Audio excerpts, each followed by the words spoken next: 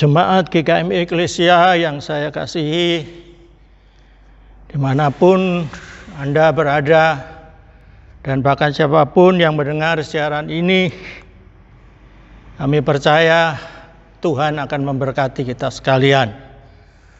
Shalom. Hari ini hari Minggu yang ketiga di dalam bulan Oktober.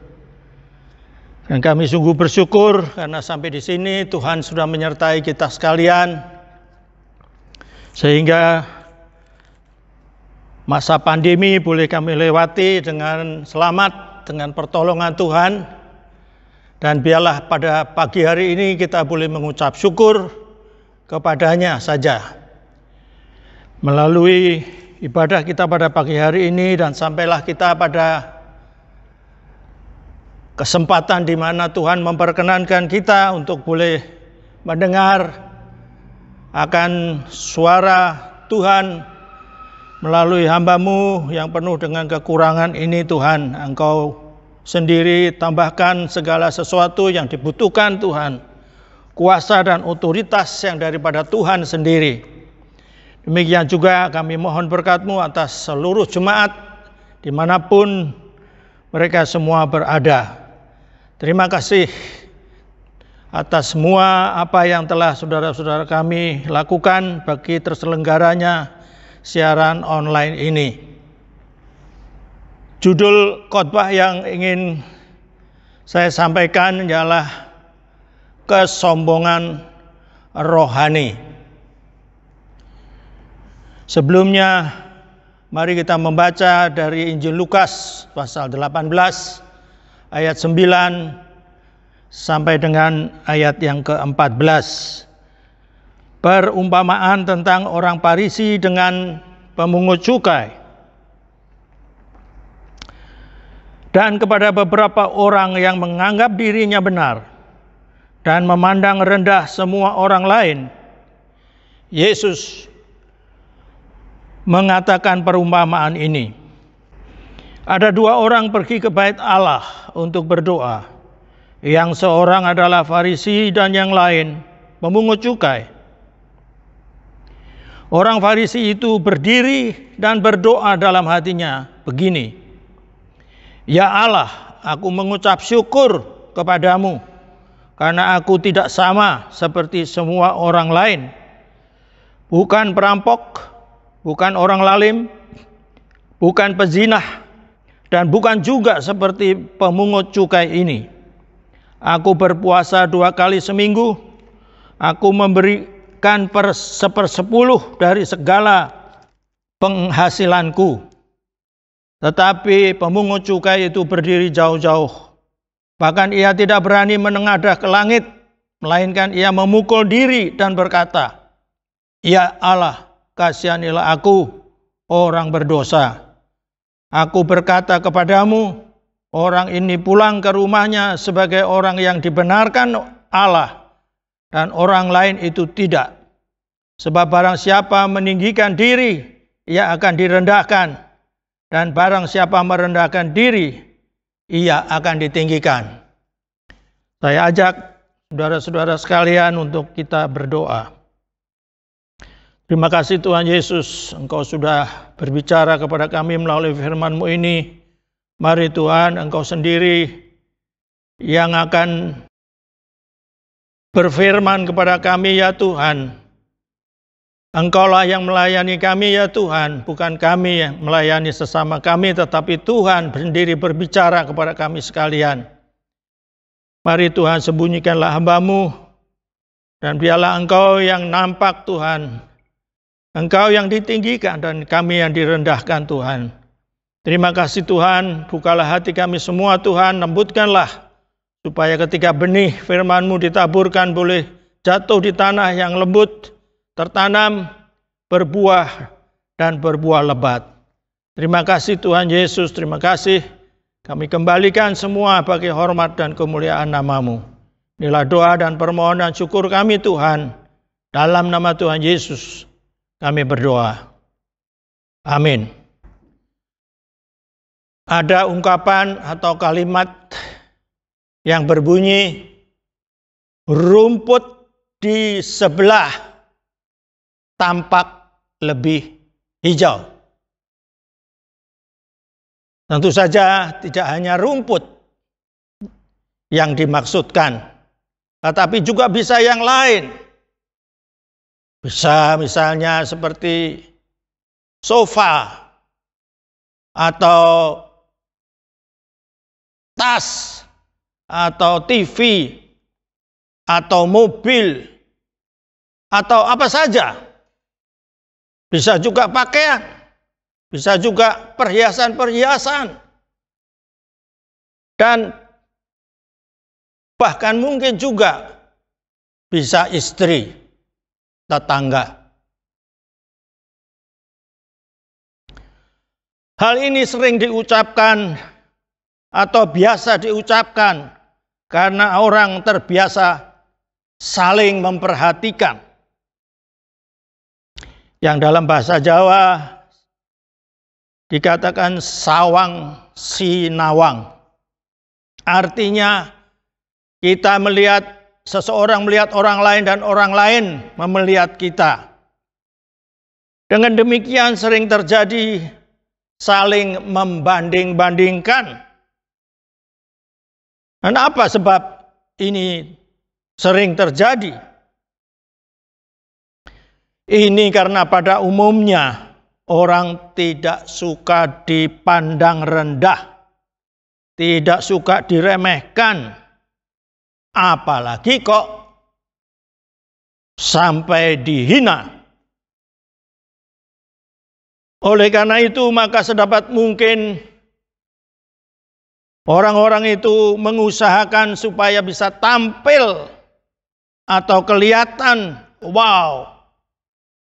Dan tidak jarang ditambah dengan merendahkan orang lain, kalau perlu dengan cara menyebarkan hoaks dan atau bahkan mungkin fitnahan.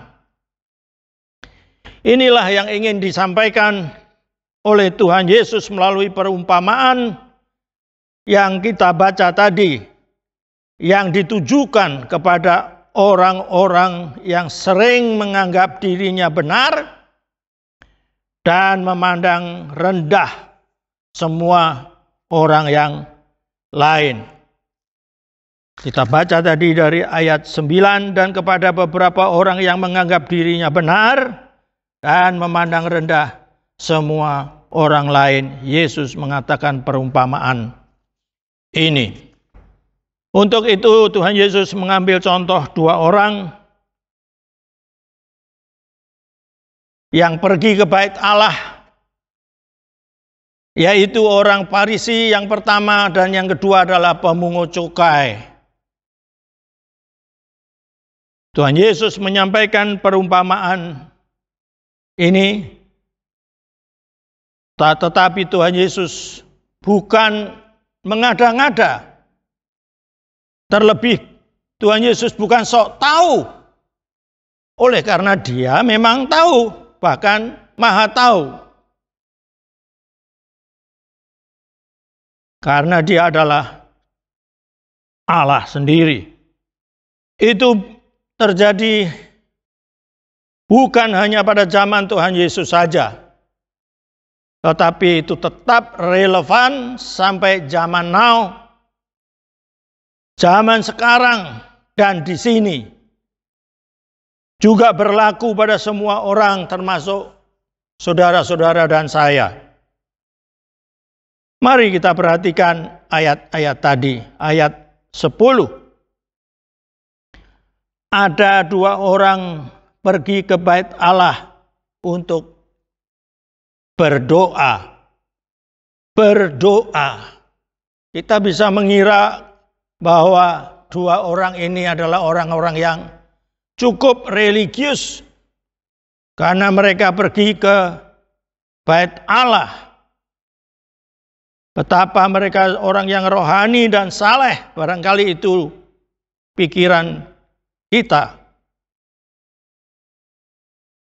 Mereka juga mempunyai maksud atau motivasi yang positif bahkan double positifnya, karena mereka mau berdoa. Bab terus terang memang tidak semua orang yang pergi ke bait Allah, atau mungkin kita katakan seperti ke gereja, belum tentu mempunyai motif yang baik. Kadang-kadang juga motifnya lain. Dan doanya dikatakan ayat 10 tadi, mengucap syukur. Mengucap syukur untuk orang Farisi tadi. Jadi selain pergi ke bait Allah untuk berdoa, doanya pun doa untuk mengucap syukur. Jadi boleh saya katakan bukan hanya double, tetapi bahkan triple positifnya. Melihat hal ini, apakah kira-kira Tuhan Yesus tidak mengapresiasi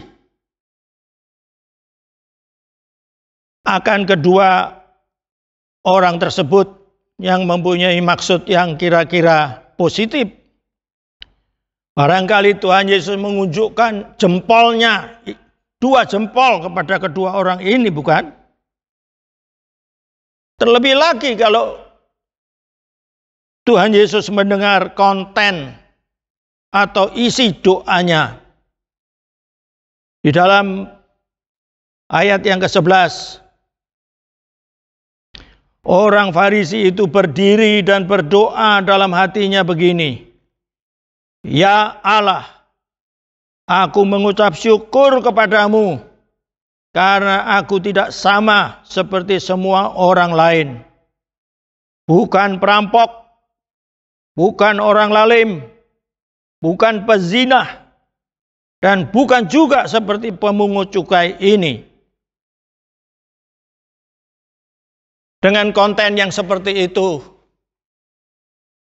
pastinya kita pun, kalau kita mendengar doa yang seperti itu, mungkin kita akan mengaguminya dan kita juga akan mengapresiasi.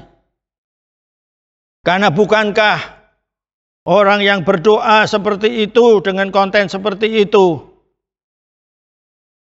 bisa dikatakan orang yang suci dan bahkan barangkali mendekati sempurna. Tapi saya yakin bahwa Tuhan Yesus ternyata tidak mengapresiasi, apalagi menunjukkan 2 jempolnya kepada orang Farisi ini dengan ucapan syukur doanya tadi. Oleh karena ucapan syukur yang disampaikan oleh orang Farisi ini sebenarnya salah kaprah. Karena apa salah kaprah? Karena hakikat dari orang mengucap syukur ialah pengakuan bahwa segala yang ada padanya ialah semata-mata anugerah dan karunia Tuhan. Dari, oleh, dan untuk Tuhan. Jadi dia tidak bisa mengklaim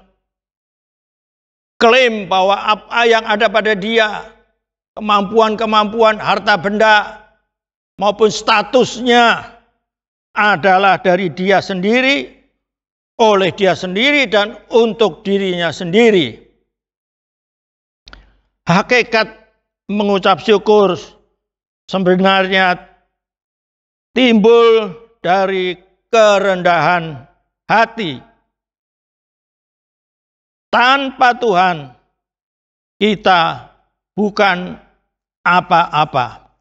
Kita membaca dari Injil Yohanes pasal 15 ayat 5b. Sebab di luar aku kamu tidak dapat berbuat apa-apa. Barang siapa tidak tinggal di dalam aku, ia dibuang keluar seperti ranting dan menjadi kering, kemudian dikumpulkan orang dan dicampakkan ke dalam api lalu dibakar.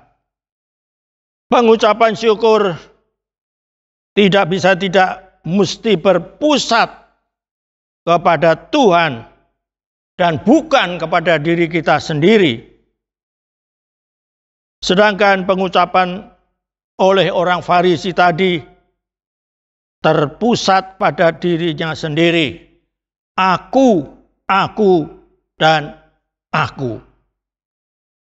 Dengan perkataan lain, apa yang diucapkan itu adalah egonya sendiri. Jadi egosentris.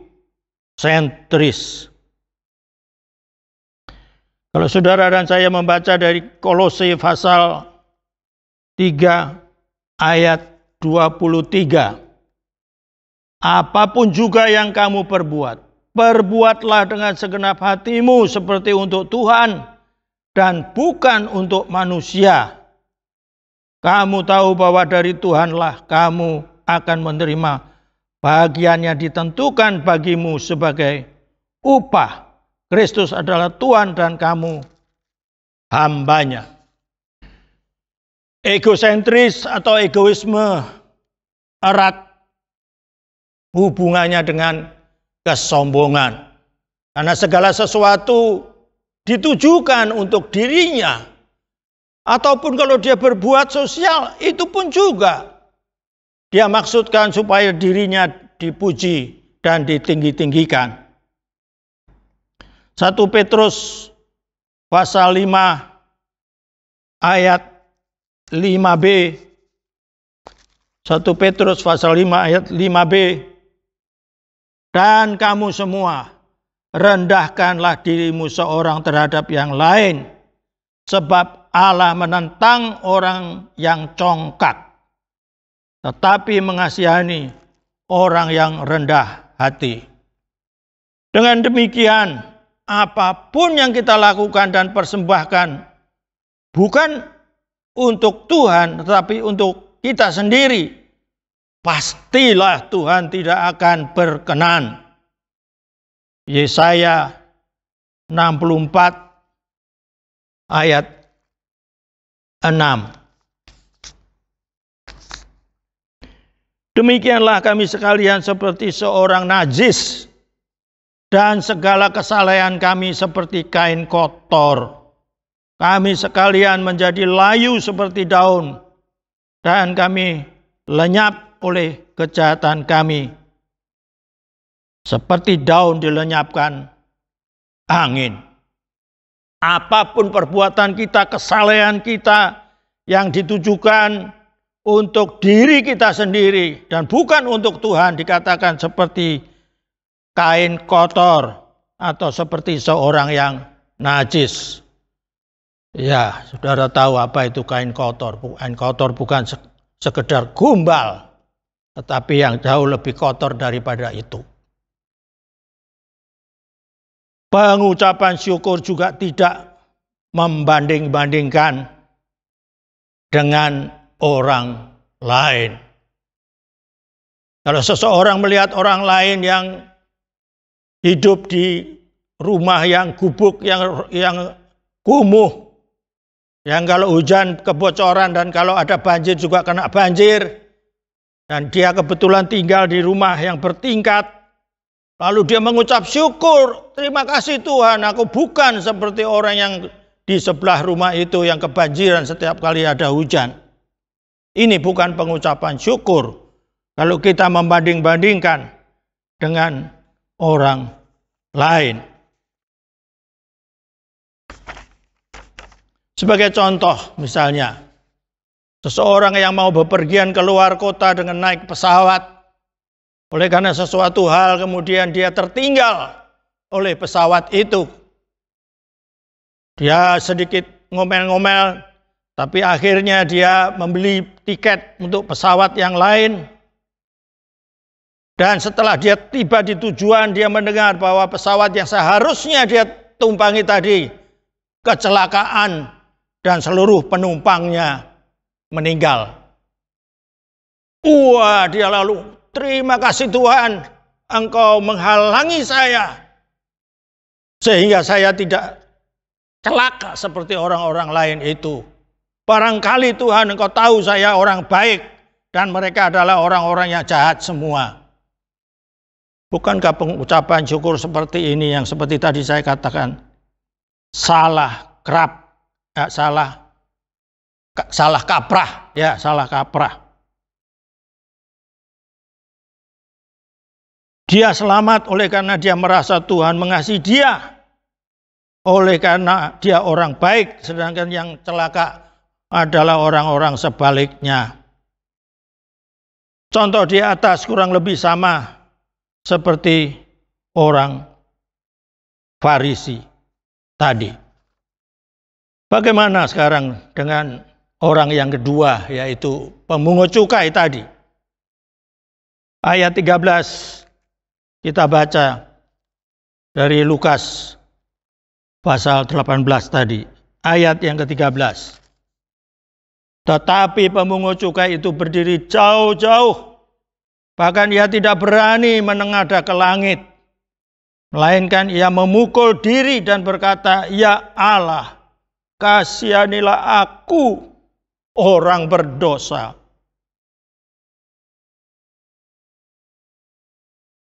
Dia berdiri jauh-jauh karena dia tidak ingin diketahui oleh banyak orang lain. Tidak berani menengadah ke langit karena ada perasaan malu, merasa tidak layak memandang Tuhan oleh karena dosa-dosanya. Dia memukul-mukul dadanya, memukul dirinya karena dia menyesali akan segala kesalahannya. Dia merasa dirinya begitu rendah. Dan dia merendahkan diri dan mohon dikasihani. Kasihanilah aku, orang berdosa. Dengan kedua orang ini, bagaimana sikap Tuhan Yesus? Kepada pemungut cukai ayat 14 tadi dikatakan, aku berkata kepadamu, orang ini, yaitu pemungut cukai ini, sebagai pulang ke rumahnya sebagai orang yang dibenarkan. Dan kepada orang yang kedua, orang lain itu tidak, artinya tidak dibenarkan. Dan ayat 14b, barang siapa meninggikan diri, ia akan direndahkan, dan barang siapa merendahkan diri, dia akan ditinggikan oleh Tuhan. Dari perumpamaan yang disampaikan Tuhan Yesus tersebut, pelajaran apa yang saudara dan saya dapatkan dari perumpamaan ini? Di dalam kehidupan saudara dan saya beribadah, termasuk di dalam kehidupan sehari-hari, dijauhkanlah kita kiranya dari sikap meninggikan diri dan merendahkan sesama kita. Sebaliknya, menganggap orang lain lebih utama dari kita sendiri. Filipi pasal 2 ayat yang ketiga. Dengan tidak mencari kepentingan sendiri atau puji-pujian yang sia-sia. Sebaliknya, hendaklah dengan rendah hati yang seorang menganggap yang lain lebih utama daripada dirinya sendiri. Hal yang kedua, apapun keadaan kita, ucapkanlah syukur kepada Tuhan dengan tidak membanding-bandingkan. 1 Tesalonika 5 ayat 18 mengucap syukurlah dalam segala hal. Apapun. Apakah itu saudara menganggap itu kurang baik atau tidak baik? Ataukah itu baik?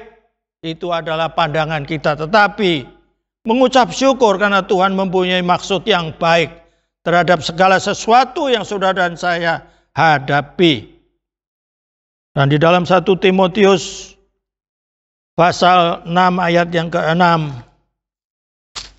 dikatakan, Memang ibadah itu kalau disertai rasa cukup memberi keuntungan besar. Yang ketiga, tetap mari kita camkan selalu moto dari, oleh, dan untuk Tuhan. Apapun yang saudara dan saya lakukan, itu harus berpusat kepada Tuhan. Semua oleh karena anugerah Tuhan, semua oleh karena karunia Tuhan. Oleh karena itu, semua yang saudara dan saya perbuat, perbuatlah itu seperti kepada Tuhan. Kolose pasal 3